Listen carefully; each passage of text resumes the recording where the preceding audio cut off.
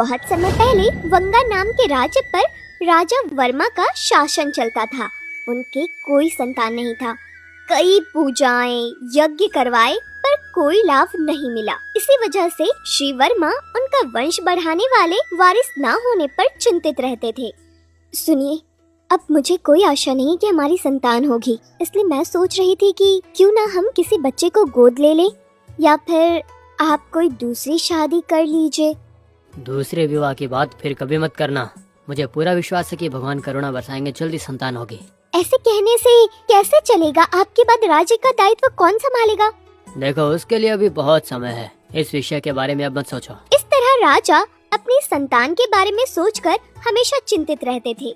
महाराज, अपने राज्य में जंगल के आसपास के गांवों में घरेलू जानवरों पर जंगली जानवर आक्रमण करके मार रहे हैं और गांव में रहने वाले कुछ लोगों पर भी जानवरों ने हमला कर दिया और वो घायल हो गए हैं। तो फिर जल्द ही शिकार की तैयारियां कर लो। अगर हमारी प्रजा संकट में हो तो हाथ पर हाथ धर के नहीं बैठ सकते। महाराज, अपनी सेना तो पूरी तरह से तैयार है। तो फिर देर किस बात की? हम लोग अभी के अभी निकलते हैं। इसके बाद महाराज अपनी सेना के साथ शिकार करने निकल पड़े और वहाँ पर आज जितना भी आहार मिला सब रुचिकर था। घोड़ों और हाथियों का खाना मुझे बहुत पसंद है। अरे ये तो कोई आ रहा है। आहा, महाराज कितने सुंदर दिखते हैं। इन्हें देखकर तो इनसे विवाह करने का मन कर रहा है, पर वो मुझे इस रूप में कभी स्वीकार नहीं करने वाले। मैं अभी सुंदर युवती में बदल जाती हूँ। अब तो महाराज मुझे देखेंगे तो मेरी तरफ आकर्षित हो जाएंगे। हम कुछ समय यहीं विश्राम कर लेते हैं, ठीक है? यही परिसर मनोहर सा लगता है मुझे। देखो उस झील को, यहाँ सब कुछ कितना मन भावना है। कौन है ये सुंदरी? ये कितनी रूपवान है। इतना सौंदर्य मैंने पहले कभी नहीं देखा। कौन हो तुम और इतने घने जंगल में अकेली क्या कर रही हो? हाँ, अब क्या बताऊँ आपको, ये एक विचित्र कहानी है। मेरा इस संसार में अपना कोई भी नहीं है। मैं बचपन से अकेली रही हूँ। इस जंगल के सभी प्राणी वो मेरे मित्र हैं। क्या कहा? इतने बड़े और घने जंगल में तुम अकेली रहती हो?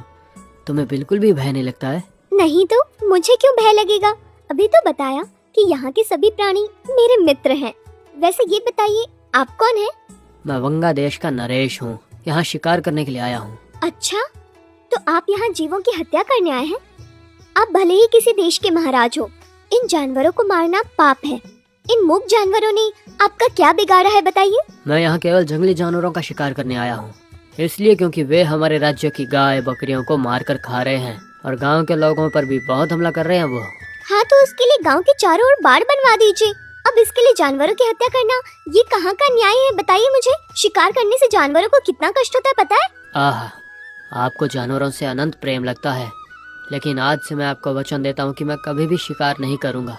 सुनो, तुम केवल अपार सुंदरी ही नहीं हो, अपितु सुसंस्कारी भी हो। अगर तुम्हें कोई आपत्ति ना हो तो मैं तुमसे विवाह करने में इच्छुक हूँ। करोगी? आप जैसे महाराज से विवाह करना सौभाग्य की बात है, पर मैं कोई राजकुमारी नहीं हूँ महाराज। मैं तो एक अनाथ हूँ। आज से तुम मेरी हो। मैं तुम्हें इस देश की रानी बनाऊंगा। हाँ, वही तो मैं भी सोच रही हूँ। महाराज से विवाह करने के बाद राजमहल में तो कई घोड़े और हाथी होंगे जो मुझे बहुत प्रिय है। आहार के लिए कहीं जाने की जरूरत नहीं होगी, सब मेरे पास होंगे। हर दिन मेरा प्रिय भोजन खाकर खुशहाली से जी सकती हूँ मैं। ठीक है महाराज, ये तो मेरा अहोभाग्य है, पर पहले आपको मुझे वचन देना होगा। आप कभी भी जानवरों की हत्या नहीं करेंगे। इन मूक जानवरों के प्रति तुम्हारा स्नेह देखकर मैं तुमसे और भी प्रभावित हो गया हूँ। अब तो चलो, अब राजधानी चलते हैं हम। इस तरह उर्वशी के रूप में सामने खड़ी राक्षसी से महाराज ने विवाह कर लिया और अपने साथ राजमहल ले गए। कुछ दिनों के बाद की बात है। क्या हो गया उर्वशी? जब से हम आए हैं मैं देख रहा हूँ कि तुम ठीक से भोजन नहीं कर रही हो। इतना रुचिकर भोजन तुम्हें नहीं भा रहा है क्या उर्वशी? अब ये भोजन मुझे क्यों भाएगा? मैं तो यहाँ आई हूँ हाथियों और घोड़ों को खाने के लिए, ना कि ये तुम मनुष्यों का भोजन करने के लिए। वो दरअसल महाराज, मैंने कभी ज्यादा खाया नहीं ना, इतना ही खा पाती हूँ मैं। वैसे भोजन की बात छोड़िए, आप सुबह से राजपाट संभाल के थक गए होंगे ना, आप थोड़ा सा विश्राम कर लीजिए। सही कहा, आज मैं बहुत थक गया हूँ, जाकर थोड़ा विश्राम कर लेता हूँ।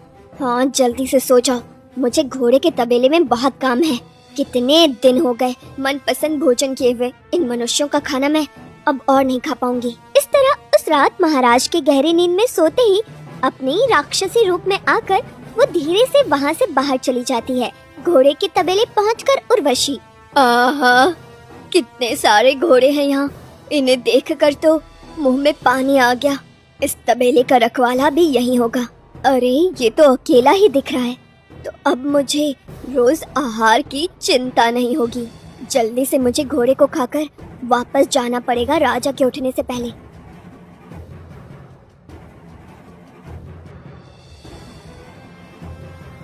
बहुत दिनों बाद अच्छा भोजन किया है, आज मुझे अच्छे से नींद आएगी।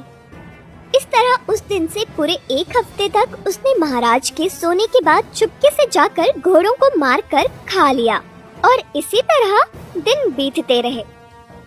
ये क्या, ये अचानक घोड़े कम क्यों लग रहे हैं? क्या हुआ होगा? हाँ? अब ये क्या, ये इतनी सारी हड्डियां कैसे पड़ी हुई है? ये देखने में तो घोड़े की लग रही है। अब कोई इनका संहार कर रहा है, कौन हो सकता है? अब ये सब क्या हो रहा है? मुझे इस विषय में मंत्री जी को बताना ही होगा।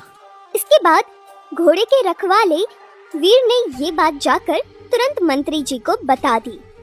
तुम्हारे अनुसार वहाँ से हड्डियाँ ही बची है, तुम्हारे हिसाब से कोई राक्षस उन्हें मार कर खा रहा है, पर मेरे हिसाब से तो ऐसा होना कभी संभव नहीं है।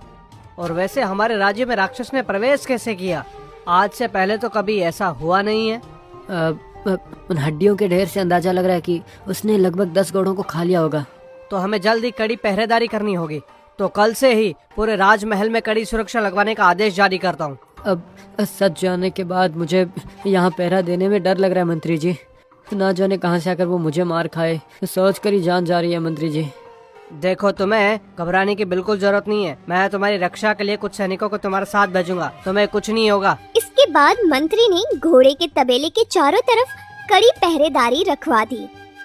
जब राक्षसी को ये बात पता चली तो राज सैनिकों को पहरे के लिए रखा गया है। कुछ दिन वहाँ पर ना जाना ही बेहतर होगा मेरे लिए। लेकिन तब तक मेरे आहार का क्या होगा? हाँ, एक उपाय है।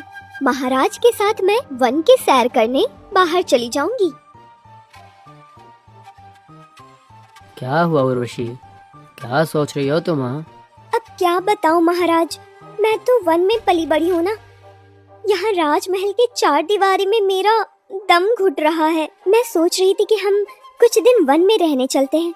इतने सारे राज कार्य को छोड़कर तुम्हारे साथ जा पाना नहीं हो पाएगा उर्वशी। अच्छा, तो क्या आपके पास मेरे लिए 1 हफ्ते तक का भी समय नहीं है? ऐसी कोई बात नहीं है। शेष कार्यों का दायित्व मंत्री जी को सौंपकर हम कल ही वन के लिए रवाना हो जाते हैं, ठीक है? इसके बाद महाराज को राजी करके उर्वशी अगले ही दिन उनके साथ वन के लिए चली जाती है। एक निवास का निर्माण करके वो वहीं रहने लगते हैं।